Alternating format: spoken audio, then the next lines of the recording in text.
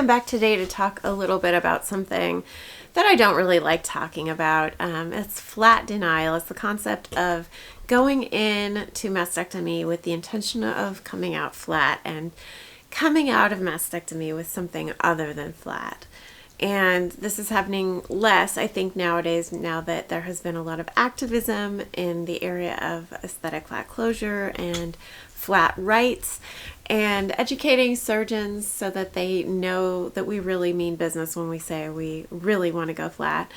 But I experienced a version of flat denial, and I just want to talk about my story. It's a little bit different than some other stories you might hear, and I've learned a lot in the last year or so about what I could have done differently to prevent my flat denial. There are a couple things I could have done differently, at least, that I just didn't know about, and so I wanted to share this story a little bit more in depth. I know I've shared it in the past in parts of other videos, but just wanted to take its own video and focus on this ugly idea of flat denial. So what is flat denial? Again, it is just when you tell your surgeon you want to go flat, and for whatever reason, either their training, their bias, their own personal feelings, their medical misogyny perhaps, they decide that that's really not the best decision for you. And even though maybe they agree to do so before your surgery, they either forget or they feel the pressure from within themselves or from maybe their colleagues or their training in your surgery. While you're under anesthesia, they make a different decision and decide to preserve some of your skin, and you wake up and you look very differently than what you had communicated to them. So my story is that this happened, not exactly in that sense that I just described, but I decided that my first choice was a Goldilocks mastectomy. On my first mastectomy, my left side where I had cancer in my breast. And she thought that my Goldilocks would need a plastic surgeon, which in almost every case you do need a plastic surgeon to do a Goldilocks. So that was reasonable. And then I decided that I wanted to preserve as much skin and make as much of a Goldilocks mound as I could with my extra skin. But I was really wise, and I knew that if that didn't happen or something went wrong, that I really wanted as much tightness and smoothness as possible. And I did communicate that very clearly and carefully at least a couple of times. What I didn't do is I didn't show any photographs to my surgeons, either one of them. And I probably should have done that just to bring it home to them exactly what I was looking for. So I went into surgery with all of my double D skin, so lots of skin covering my natural breast. And in surgery, they found, even though they had written down that it was going to be a skin conserving surgery, they couldn't conserve all of my skin because I had DCIS in my skin, unbeknownst to us. They probably could have guessed that that was the case. In hindsight, I think that both of them probably knew that there was some likelihood of that. And we could have had a conversation about that. That would have been good.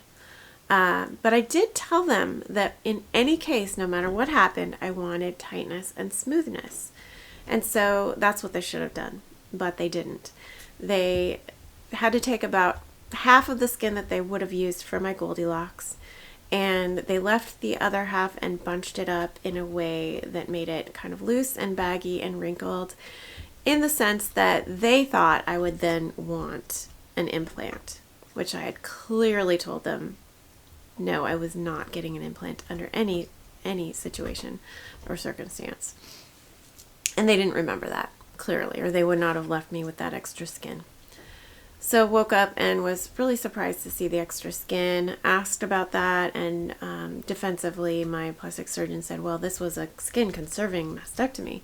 I said, well, it was a Goldilocks mastectomy is what my first choice was, and my second choice was smoothness and flatness. And she had not recorded that in her notes, and she was very defensive about that. Unfortunately, I trusted her to correct that, and she didn't, unfortunately. Again, she didn't listen to me. My second surgery was a month later to correct my skin margins, so I had to go in just to get those margins clean anyway, but they were going to try to take the skin and make it flat, I thought. What she ended up doing was she had a great idea in the midst of my surgery and thought, wow, if I was this patient, I would want a nipple. So she left me with what she thought was the beginning of a nipple that she would further craft and further surgeries down the road and make me a beautiful little nipple on my very flat chest that I didn't want. So I was pretty upset. I barely could even speak with her at that point. I was so upset that she had so defied my will and my clear instructions about what I wanted. I did go to one follow-up appointment with her, and I had a lot of fear and anger that would have erupted if I had confronted her, and I didn't confront her as boldly as I wanted to because of that. And that's fine. I don't blame myself too much. That's just the nature of being in relationship with surgeons with knives that cut into your body. You should be afraid of them, right? So I chose new surgeons after that, and I had a really rough time choosing and trusting new surgeons after that. I went all over the place. I went down to San Francisco to talk to surgeons down there. I talked to just about every surgeon that my insurance company would allow me to talk to in my home city of Portland, and then I went up to Seattle after seeing a beautiful photograph of a Goldilocks mastectomy and deciding that I still wanted Goldilocks on my right side even though I couldn't have it on my left. It was really hard for me to choose asymmetry, as I've talked about in other videos, but I chose it in the end and I don't regret that. And my second time I had plenty of photos, and I reiterated in writing to both of my surgeons separately exactly what I wanted. And one of them, not both of them, they both understood that I had been burned before, so I thought they would understand that I would need to present my desires in writing and in photographs. So one of them understood. I think she felt a little alienated from me after that because I was so direct and so firm about it. But she wasn't defensive with me about it. The other one was a little defensive with me about it, and I think it made her really uncomfortable just in terms of a legal standpoint. Made her feel like I was one of those patients that might actually come after her in the end, which I would never. I'm just not that person at all. But I felt like I needed to be very assertive and very clear because I had been ignored about my body and my wishes for my body for the rest of my life. You know, serious malpractice in my mind. So my relationships with surgeons has forever been like awkward. I think I never have had a great relationship with a surgeon, and forever after this will definitely be awkward just because I've had such a hard time building trust after that violation that I experienced.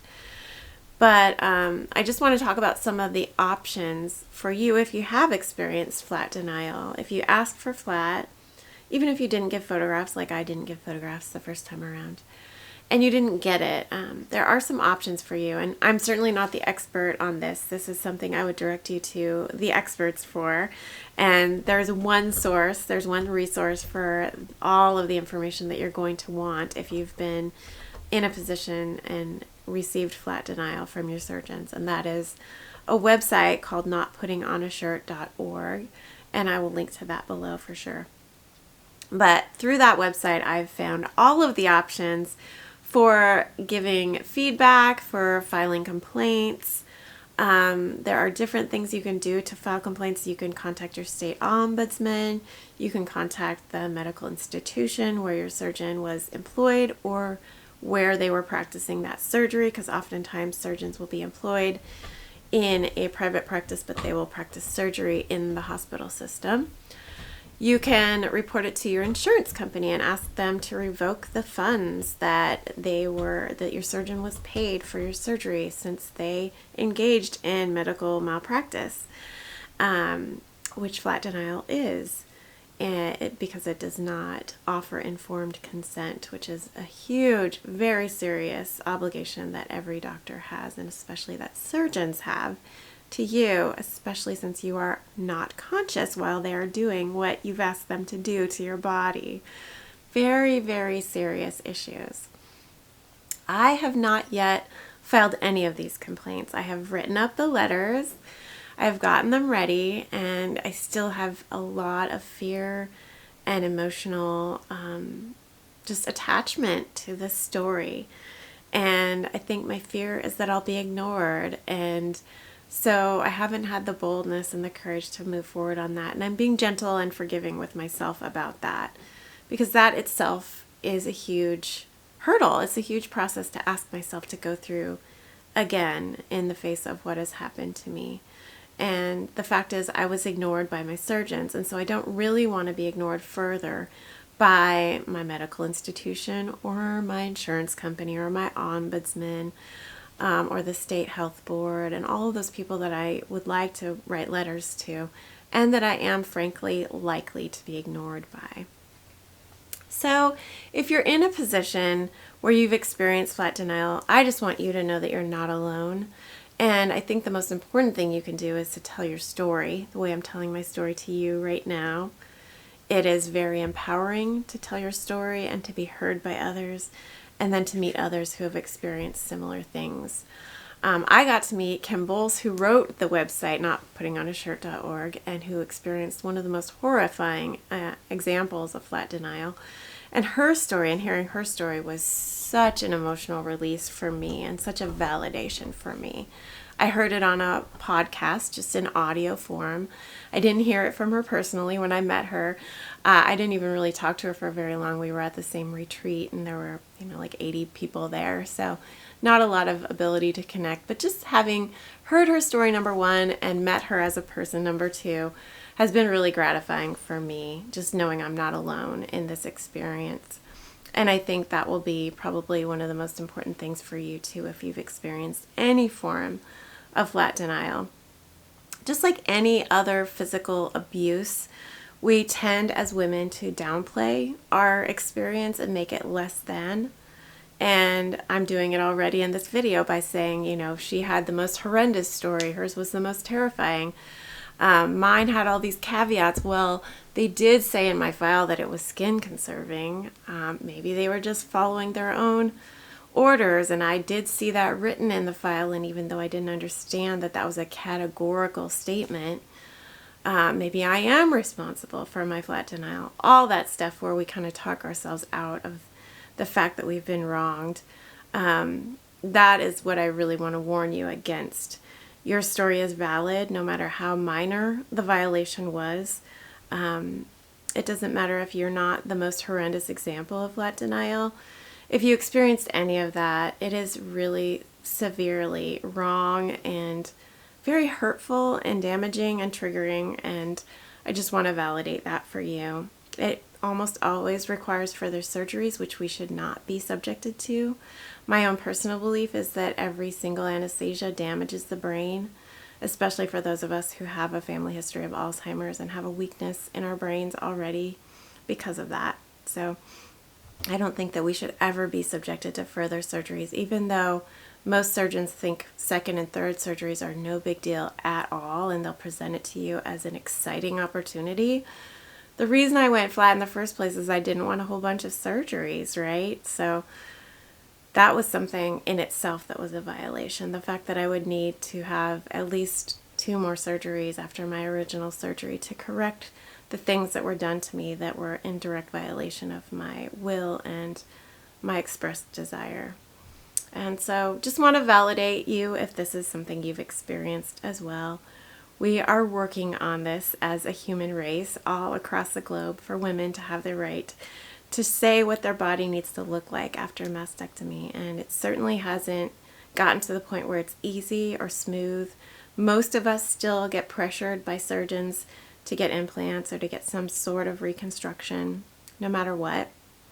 I'm really glad that the majority of the surgeons I talked to didn't pressure me to get implants. Most of them didn't even bring it up, probably because I met them at the offset by explaining my views, and also because I live in a very progressive part of the world on the West Coast here. So I think most surgeons in my area won't show their cards as willingly and as quickly maybe as other surgeons in other parts of the U.S. that are less progressive. So while I wasn't pressured to get reconstruction or implants, I was denied what I asked for, and that is flat denial. And it feels really empowering to come on and say that in a firm way, and I'm glad that I've practiced doing that, and I'm glad that I get a chance to tell my story. And if you've experienced this, I welcome you to tell me your story personally. I have heard from other women as a result of some of the things I've said here on YouTube and on Instagram. I welcome people to email me, and I usually end up calling them and we talk. Right now, I've been in conversation in the last few weeks with a woman who really likes her surgeon and whose surgeon does not want her to go flat. And that's been really hard for me. A lot of times, our surgeons are the ones that actually told us we had cancer.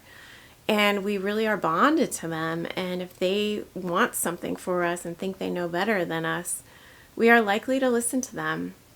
I wasn't one of those people. I'm very, very suspect of most medical professionals, so that's not me. But I really like to hear that women love their surgeons and are devoted and loyal to their surgeons. But the reality is, if you want to go flat, the likelihood is you're going to need to talk to a couple or maybe 3 different surgeons and find someone that has the skills to do what the outcome is that you want. If you want aesthetic flat closure, a nice, tight, firm, just straight flat chest with a straight seam in the middle and no mound at all, you'll probably find someone that can do that without a plastic surgeon, but you might need a plastic surgeon that specializes in and is in favor of flat closure, which some plastic surgeons are not in favor. And you don't really want a surgeon who's not in favor of your outcome of choice to be doing your surgery. And if you want a Goldilocks, like I had on my second mastectomy, you're going to need a skilled plastic surgeon. And again, some plastic surgeons don't like to do non-implant or non-deep flap types of surgery. So you might need somebody that does specialize in, and somebody that has some just affirming attitude towards that type of closure. And it's really clear to me as an empath that a lot of the surgeons I talk to are not in that camp. They're not affirming of that choice. They've been indoctrinated and just been slammed into their heads over and over and over in their training that skin preservation is the holy grail of mastectomy. So to undo that for someone that went to school a number of years ago is going to be really hard. And maybe somebody trained more recently, somebody who's more progressive in their mindset, will be very welcoming of a flat closure plan for you. And maybe a Goldilocks plan for you. But honestly, somebody who's greedy and wants to make a lot of money will never open a door to a patient that wants a surgery that is one and done, because they'll never make very much money off of that patient. And that's the really sad reality as well. And I really think, honestly, that was my first plastic surgeon. That's just the dynamic that she lived in. That was her norm. And she should have turned me down, probably. We can't always see those things ahead of time, but I feel like for me, the gold standard of communication with surgeons around mastectomy outcomes is photographs. If you can find a photograph that they've done that you like, that is golden. If you can find a photograph that you like that they haven't done, but they are sure they can do it for you, that is the next best thing. So that would be, what I would tell my younger self a year or 2 ago before my first mastectomy, if I could go back and give that advice. And that's all I have for today. Kind of a sad and angry story. I'm working through it, and I feel like I've mostly gotten through it. But yeah, the honest truth is I haven't gotten through it to the point where I can send those letters yet and risk being ignored again about my body and my rights. So thanks for your empathy, and I look forward to talking to you individually, those of you who are struggling with this issue.